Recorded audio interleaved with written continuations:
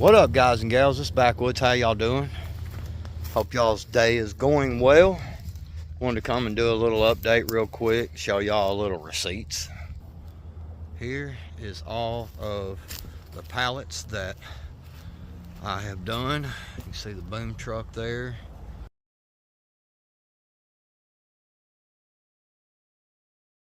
I've got every single one of them unstacked and restacked and fixed a little better to where I can get in between them. These are foam pedestals is what they are, and these I've been asked about 2,600 times, what are them, and I've said it before, but just to be nice, hey, these are telephone pedestals that are in here, and I will take you around as I'm showing you what all I got done there, how they're all nice and neat and all cleaned and restacked real nice and not falling over on each other and all that good stuff.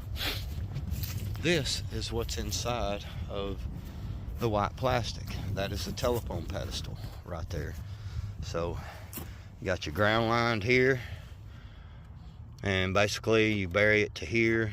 You got this part that comes off right here, and this is what's inside of it. Right there, it's just some hookups for phone lines and stuff. I think they can run fiber optic into these and then run them out.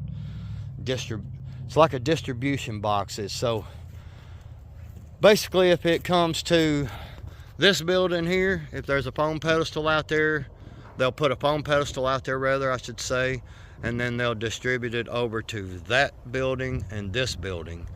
And then there's another building over there. You can't really see it that well, but it's over there, and so that's what these do, is distribute them out to each different location. Now, anyway, so there's a boom truck. Y'all remember, said I was going to make this stack here on this. I've done all of these, got them all down. Had to redo all this crap by hand, man. I got a brand new backhoe sitting right over there, and I can't use it because of insurance purposes, they say. So it is what it is. But anyway, yeah, I've got all these all unstacked by hand and restacked. I had to work on some of the pallets and kind of fix them again, you know, and all that trash is all gone and picked up, as y'all can see. I made a little bit of a pile of stuff over here so far. Right there, that pile, as you can see it next to my truck there, it's a pretty good sized pile. So that's all from the old pallets that were no good, and the brush and stuff that I'd cut out of here, because this was all brushed over in here. So it's all, I cut all this brush out and cleaned it all up real nice so that I could have more room for pallets. So this is my next project right here, going over. I've got to clean all this over here, all these trees and stuff, and brush and bushes and all that. They want it all cleaned out like that right there. Or, you know, cleaned out, you know what I'm saying? They want it clean. So there's some I already been working on this morning, getting in here. All this area here did look like that, so I've been working on this morning and some yesterday afternoon. Got some big old thorn bushes in here. Them are going to be fun to get to. Thorn bush there, and there's a really big one over here, old thorn bush. So I've got to get all that cleared out. They want all that gone. And so this is my project for the next 2 or 3 days, to however long it takes to get all this completely cleared out and make it look like this. So anyway, real quickly, let's show and tell. Those of y'all with weed eaters that do weed eating, especially you ladies, because this will make it easier on y'all. This right here It's called a speed feed head. And basically what it is it works like a regular weed eater head. You know, you get your string in there. But when you run out of string, I hope y'all can see that. There's an arrow right here. There's an arrow. You line that arrow up with the hole and you just feed the weed eater through. So basically what I do, get this over here and I'll use my gloves here for a tripod.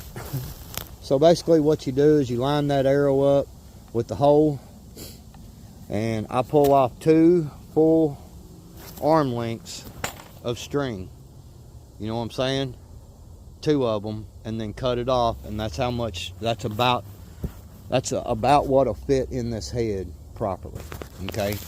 And so once you get the holes lined up with the arrow there, you just run that cord through, pull it out even, and then this head right here, get the sweet eater over here, this top part of this head twist, and you just hold the bottom part with your hand and you just twist this, and it sits there and winds your cord up for you, so you don't have to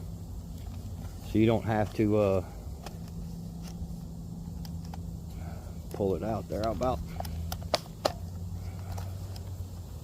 So anyway, that's all you do is you just twist it, and it twist the cord right up on there for you. It's real simple, real easy.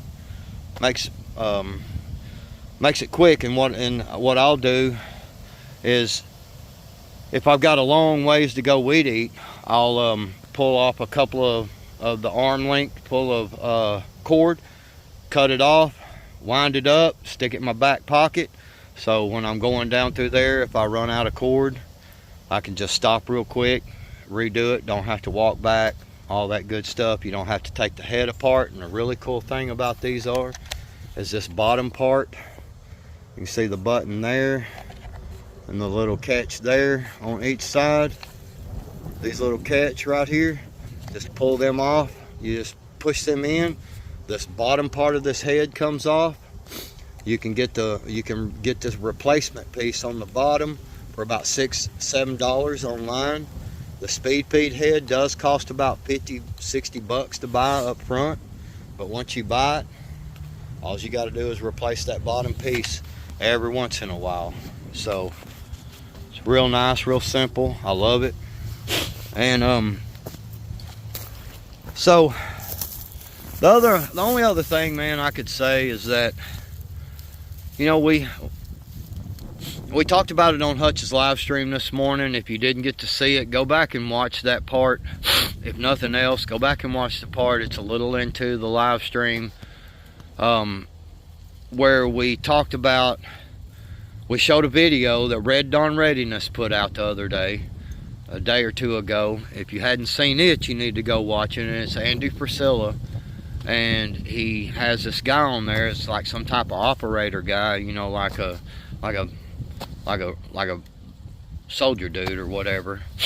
So basically what they did is that he was talking about how they thwarted a thing where there was going to be mass school shootings by these bad people that have come across our border, and they were going to hit multiple schools all at once.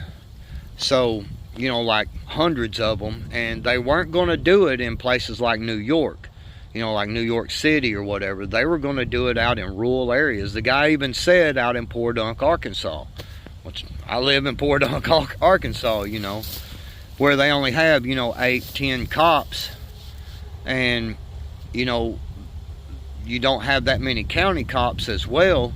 You go hit a couple of schools in this county, dude, I mean, you're going to overwhelm the police response, like just boom. So it's a really horrible thing. But he said the one thing that kind of bothered me, and which we all kind of know, is he said, man, this ain't over. They didn't like completely stop it. This is still in the works. These people out here are still trying to plan this, and especially some of the people that have come across our border now. These people are not going to give up. They're not going to quit trying to take down America. And these bad actors that are in our Senates and our House of Representatives, is a deep state thing. Just because Trump won, don't think that they're going to give up power. Just be like, okay, man, you guys win. Sorry, sorry we gave y'all so much trouble. It's not. They're not going to give up. It's going to be a fight. There are bad things coming, I really believe, and it'll be from the other side. It ain't going to be from us type people, but we're going to have to be the ones to deal with it. We're going to have to be the ones to be ready to step up and to handle business. I think y'all guys know what I mean when I say that, because I'm going to tell you, some bad people try to come to my county, especially to my little town here, and try to shoot up our children and try to disrupt. I'm joining in, bro. I may be the first one to get shot right off the bat, but so be it. But I'm going to protect my town. I'm going to protect my community. I'm going to get right in there with the police officers, and if there's any police officers that want to try to stop me from going in a building because some children are getting shot up, yeah, it's not going to go over well. You're going to literally have to shoot me to keep me from going in that building. I will not stand by like them people, them police officers did down in Florida that time. I forgot the name of the county or whatever, the name of the school system there, but they sat back and like they did, it was in Texas too, man. Texas of all places, man. I mean, but anyway, so also know that, also realize that and remember that just because that guy's wearing a badge and a uniform, that police officer, that doesn't mean he's Mr. Brave, okay? That doesn't mean he's going to run in there and save people.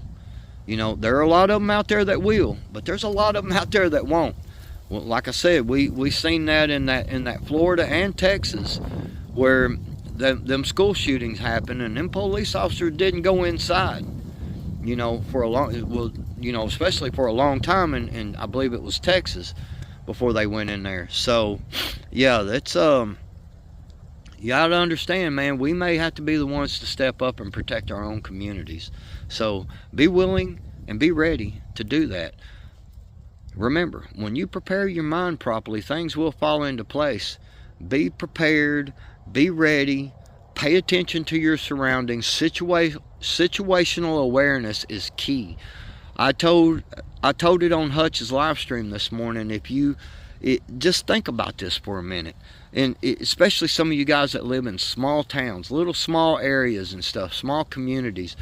Let's say you go into the Walmarts or the Dollar Generals or whatever it may be, and you go in there and you pull up in the parking lot and you start walking across the parking lot. A carload of 4 guys pull up with AKs, man, get out. They start busting caps, man, start killing folks. Dude, do you realize the panic and the outright, oh my God, that it's going to cause? So don't think that this can't happen here in the United States. Don't think that there ain't people out there that are planning this shit, okay? That are wanting to do this. So stay armed, stay ready, pay attention to your situational awareness is super, super important. And that's all I got. Remember, when you prepare your mind properly, things will fall into place. Backwoods out.